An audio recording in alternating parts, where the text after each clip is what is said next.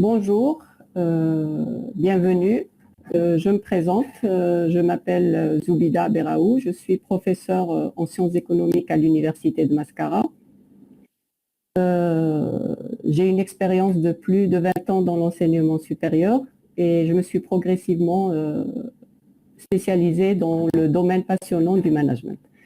Tout d'abord, je remercie l'initiative de Biform associée à EduTech pour cette opportunité, cette chance qu'on nous donne un petit peu de concourir dans ce Online Teacher Award qui est une première en Algérie. Et je vous souhaite la bienvenue. Donc, pour ce cours que j'ai choisi pour vous, que j'ai intitulé « À la découverte du management », qui est un petit peu introductif et fait partie d'un cours plus global ou une formation plus globale sur le management. À la découverte du management, je vais en quelque sorte vous emmener aussi à la découverte du management. Donc, qui dit découverte du management dit découvreur. Donc, on va comprendre quelles ont été les conditions un petit peu historiques et les défis aussi on va dire, plus globaux qui sont économiques, qui se sont posés à cette période. J'ouvre une petite parenthèse pour dire que le management nous concerne tous à titre individuel ou organisationnel, puisqu'il reste un défi majeur qui fait la différence entre ce qui réussit et ce qui ne réussit pas, et plus globalement les nations qui réussissent ou ceux qui n'arrivent pas à réussir. Je refuse d'utiliser développer ou sous-développer, c'est un peu péjoratif, mais on parle beaucoup plus de réussite. Voilà, pour cette démarche, je vous emmène à la découverte du management et le découvreur du management plus spécifiquement par deux approches. La première approche, elle est étymologique et la seconde, elle sera historique. Alors pourquoi l'étymologie? C'est très important de comprendre pourquoi à un moment donné on choisit un terme. Pourquoi ce terme plutôt qu'un autre? Parce que tout simplement que l'étymologie, c'est la science de l'origine des mots, c'est l'étude du vrai. Et puis elle va nous révéler aussi un imaginaire et un inconscient commun ou partagé. Pourquoi l'histoire? Parce qu'il faut, comme je l'ai dit, comprendre le défi auquel le management est venu se mesurer. Et puis on doit remonter un petit peu le fil de l'histoire et rencontrer les personnages clés autour de l'émergence du management. Donc, rapidement, pour respecter le temps qui m'a été donné, qui est d'un quart d'heure à 20 minutes, l'origine du mot, c'est manus, c'est la main, management. Petite parenthèse aussi que j'ouvre, je vais ouvrir beaucoup de parenthèses, ne vous inquiétez pas. Je pose toujours la question à mes apprenants, quel que soit leur profil, de me dire quelle est l'origine, on va dire, linguistique du mot, d'où vient le mot management. Souvent, on me dit que c'est anglo-saxon, c'est américain. C'est vrai, et c'est faux à la fois parce que l'origine, elle est tout simplement italienne, elle est latine, donc qui revient à main, donc mesnager, tenir en main les rênes d'un cheval. C'est le ménage, c'est demeurer, séjourner, c'est maison, famille, c'est l'administration domestique. C'est aussi le manège de l'italien, comment dresser un cheval, mais aussi manière d'agir artificieuse. Exporté en langue anglaise, utilisé en français, prononcé à l'anglaise, management ou management, comme disent nos amis québécois. Petite digression pour montrer l'origine du management qui est lié à la main, maneggiare et handle, hand et manus. Petite parenthèse, je ne suis pas du tout d'accord avec la traduction qui en a été faite en arabe de dire que c'est idarat al-amal. Ce n'est pas le management, n'est pas que l'administration des affaires ou business administration. Sinon, ce serait contenté de ces mots-là. Moi, je l'utilise tel qu'il est, management, management, management, voilà, je l'utilise ainsi, voilà, je rends à César ce qui appartient à César, ou alors trouver un mot qui se rapproche avec cette idée-là, on va retrouver la main. Alors, résumons, manager, c'est manier, un transfert qui se fait de l'Italie au XVe siècle, aux États-Unis au XVIe siècle. Il y a des conditions historiques, je n'ai pas le temps de développer. Et petite digression aussi, le manège qui va rencontrer le ménage, par le plus grand des hasards, de la Boétie avait traduit l'économique de Xénophon par ménagerie. Voilà, donc on fait rencontrer deux mots, l'économie et le management, qui vont tourner autour aussi de l'art des femmes de s'occuper de leur foyer. J'ai l'habitude de taquiner aussi mes étudiants, les jeunes hommes et les hommes, et dire, voyez, l'économie et le management, finalement, c'est une affaire de bien s'occuper de son foyer. Donc, il n'y a qu'à. Je vous invite d'aller sur votre navigateur Internet, d'écrire management, de cliquer sur image et de voir ce que ça va donner. Voilà, vous voyez, vous avez la main qui réunit une équipe, la main qui écrit en plein brainstorming, la main qui manie des machines, la main qui traite les données, le chef d'orchestre, la main qui mène l'équipe. Et puis, plus récemment, les data. Voilà, donc c'est une évolution qui est toujours liée au maniement et à la main. Une fois qu'on a fini avec cette étymologie, mais vraiment brièvement, parce que bon, en temps normal, vraiment je digresse et je développe. Alors, Frederick Winslow Taylor, c'est le découvreur, voilà, pour ceux qui le connaissent, pour ceux qui ne le connaissent pas, parce que je tiens à dire que c'est un cours aussi de culture générale qui ne s'adresse pas aux spécialistes, quoique le management s'adresse à tout le monde, et les conférences, mais ici à leur tête, le mathématicien et le cybernéticien Norbert Weiner. Là, je n'aurai pas le temps de développer, mais je vous dirai à la fin du cours comment pouvoir connaître plus ce volet-là. Donc, à la découverte de Taylor, le découvreur, je me répète, je le sais. Alors, pour voir qu'a fait Taylor, ce découvreur, on est obligé de connaître la vie de Taylor. Vous savez très bien que les découvreurs ont des personnalités à part, c'est des excentriques, c'est des farfelus. Très souvent, ils sont incompris en leur temps, ils sont pourchassés, ils sont raillés, etc. Donc, c'est important que leur découverte tient une place importante dans leur vie aussi. Donc, brièvement, j'ai sélectionné les étapes les plus importantes dans ce cours-là, mais là, en temps normal, je développe énormément. Donc, Taylor est issu d'une famille de haute société de Philadelphie. On appelle ça les Quakers, qui sont les Quakers très importants. C'est une confrérie qui est issue de l'église anglicane, qui se réunit ou qui est connue ou qui est célèbre pour trois valeurs essentielles. L'amitié, la philanthropie, et la rigueur des mœurs et surtout le rapport au travail. Voilà. Donc, Taylor reçoit de par sa famille cette éducation, en plus une éducation rigoureuse basée sur le travail, plus des exercices physiques et disciplines. Il pratique le baseball et le tennis de haut niveau, un bricoleur hors pair, et il confectionne sa propre raquette de tennis en vue d'accroître ses performances. Ce point est très important, notez-le. 16 ans, il fait des études de droit sous le conseil de son père qui est juriste, mais il abandonne pour aller faire l'apprenti ouvrier dans une fabrique de pompes, dans une aciérie qui s'appelle Midwell Steel Company. Je reviens sur le slide d'avant parce que Taylor a aussi une réputation d'excentrique sur le campus par ses collègues, il ne mâche pas ses mots, différent des autres, un esprit hautain. Voilà. Donc ça rejoint ce que j'avais dit au début. À 22 ans, il rentre dans l'aciérie pour travailler. Dès ses premiers, ça c'est le deuxième point important sur Taylor, il a été choqué par un faible rendement de production par ses camarades travailleurs qui s'organisaient entre eux pour limiter leurs efforts. En se limitant ainsi qu'au tiers de leur capacité, c'est-à-dire ce qu'on appelle faire le soldat ou la flânerie, ou on va dire la fainéantise organisée. Voilà. Je vais passer ce slide. Voilà, 12 années qu'il va passer dans cette aciérie qui vont lui permettre de tester, de mettre en place les principaux éléments de ce qu'on va appeler le scientific management, tout en suivant toujours des études d'ingénieur aux correspondances. Il va s'inspirer du système de classification inventé par Melville Dewey en 1972. Dewey qui est un bibliothécaire américain, et jusqu'à ce jour, il y a le nom, la classification décimale de Dewey. Voilà.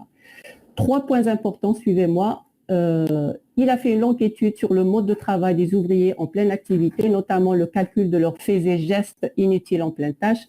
Il les a observés et les a chronométrés afin de trouver solutions pour réduire leur mouvement au minimum. Cette étude a enregistré des résultats spectaculaires. Par exemple, des manutentionnaires issus de forte corpulence ont réalisé 48 tonnes par jour auparavant 12,7 tonnes enregistrées en éliminant les faits et gestes inutiles et en les chronométrant. Et ils ont réalisé des gains de productivité en passant jusqu'à 60%. Voilà. Et en plus de l'effectif embauché passé de 140 à 600 ouvriers. Voilà. Donc, une réussite totale juste en observant ou en éliminant les faits et gestes inutiles. Voilà.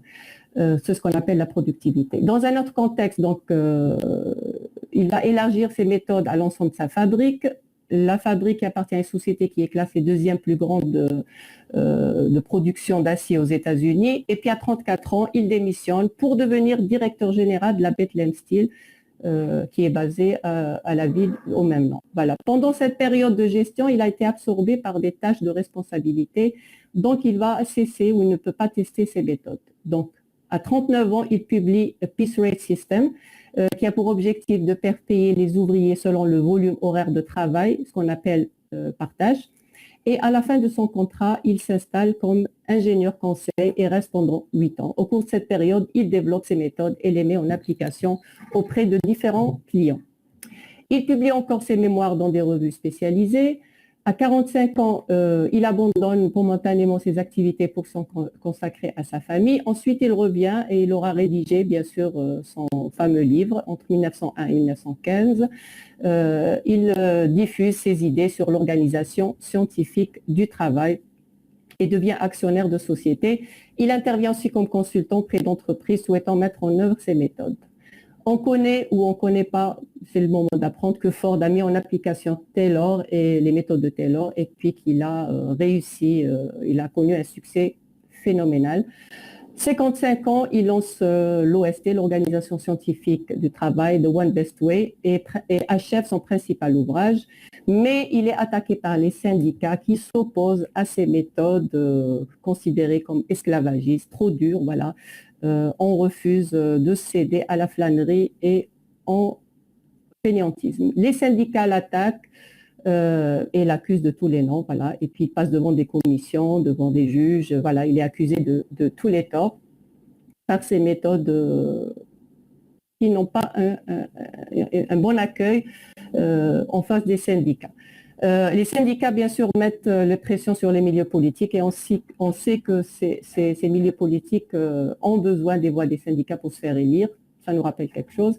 Et puis voilà, on leur donne gain de cause. Il meurt à 59 ans à l'hôpital de Philadelphie suite à une dépression après tout ce qu'on lui a fait subir.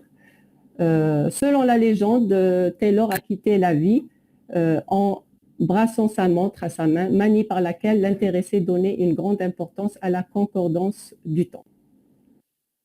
Il est mort sans connaître la gloire, mais du fait de l'entrée des États-Unis en guerre en 1917,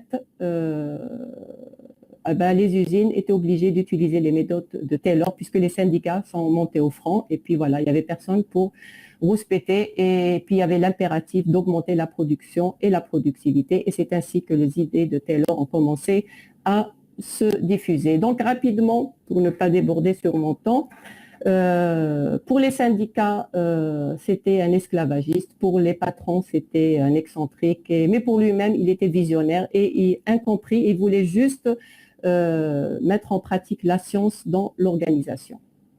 Les auteurs rattachés au Taylorisme, nous avons Thomson avec le chronomètre décimal, Gantt avec le diagramme de Gantt, Cook qui avait essayé d'appliquer le management scientifique dans le secteur public, et Barth qui a utilisé, mathématicien et statisticien qui avait assisté Taylor dans ses analyses.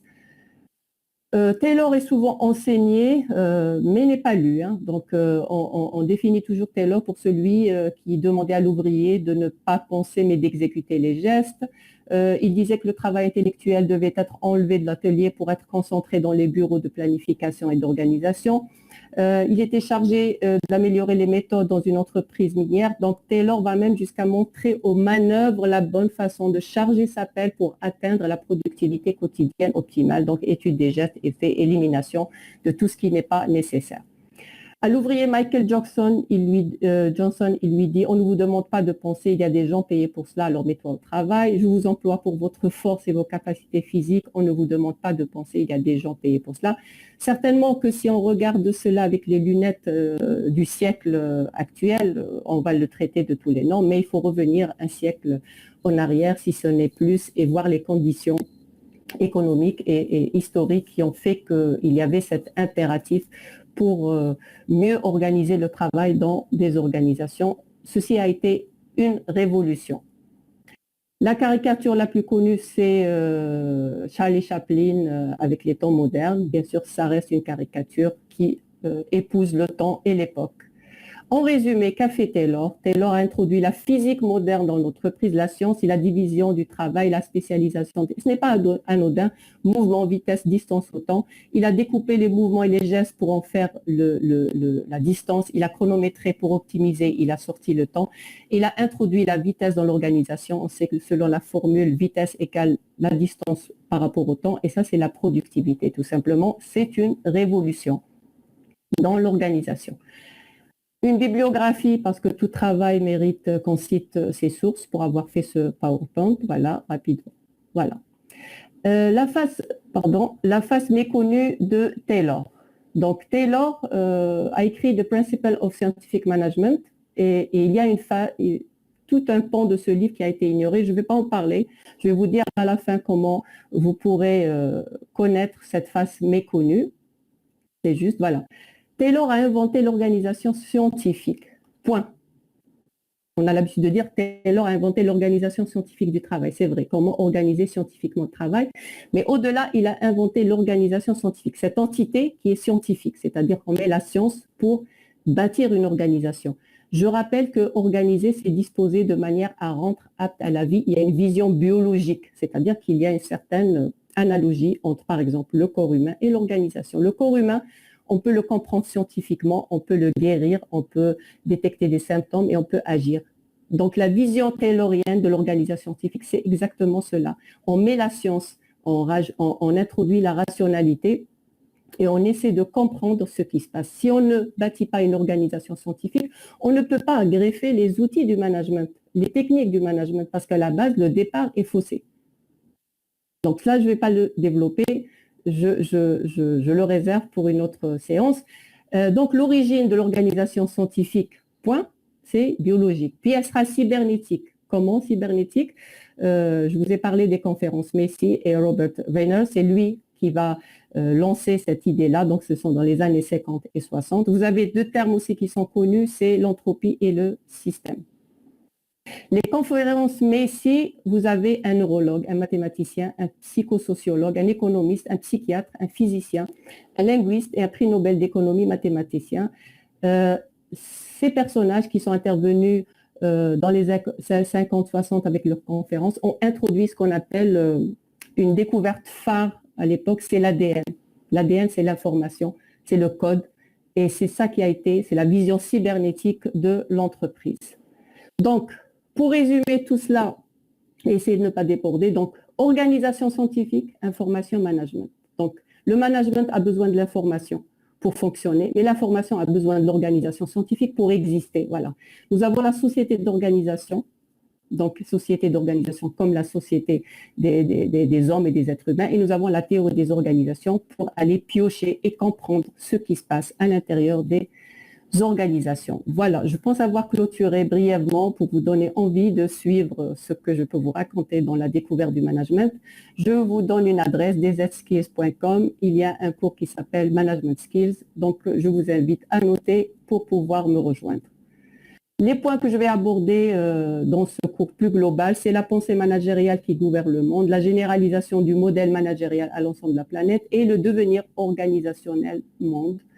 Je vous remercie pour votre attention et je vous dis à bientôt. Au revoir.